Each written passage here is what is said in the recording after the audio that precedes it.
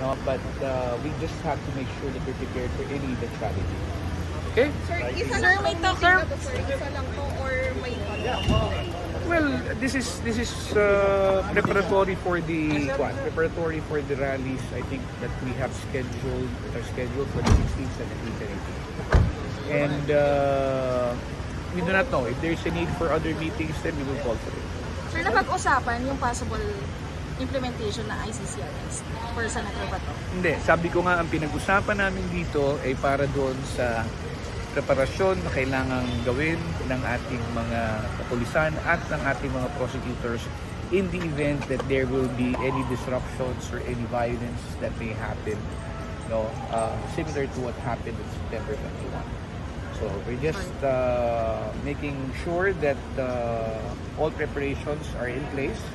We do not want to be complacent and just be reactive when it actually happens. We want everything to be sorted out even before it happens. Sir, PG, like before, magiging participation ng DOJ? Kasi may sinabi nga rin si DILG sa Secretary Remulla na pwedeng...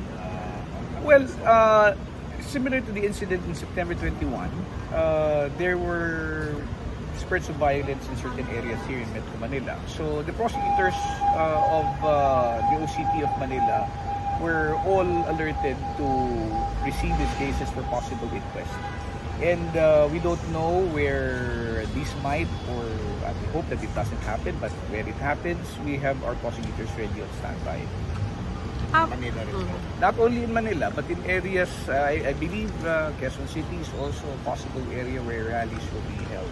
So we just want to make sure that in the event that there will be any forces who will try to disrupt or to create any chaos during the said event, we will be ready to handle these cases that will be filed with us.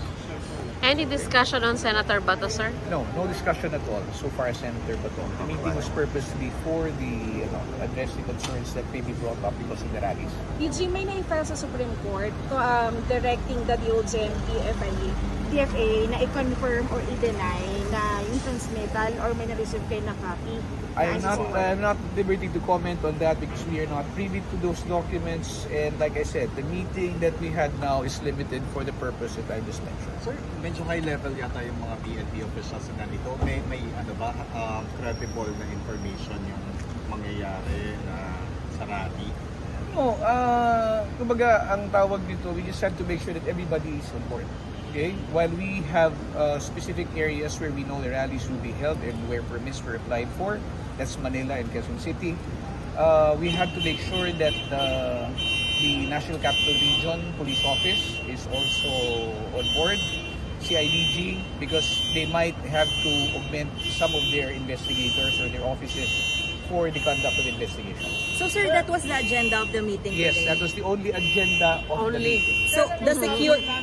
file na nakaso against sa mga protesters coming. Have been filed already and they are undergoing, there were some cases which were dismissed, but there were cases I believe which were filed and are now in court. Sir, confirm ba si Retired General Romeo Pukis ay sinampahan na rin daw ng inciting to sedition? I have yet to confirm that. I think I saw a referral. I just have to make sure. Kasi alam ko may nasampahan sa Quezon City. So sir, basically the agenda of meeting the PNP officials ay just to talk about the security for the 3-day rally? Yes, that's about it. Okay, thank you.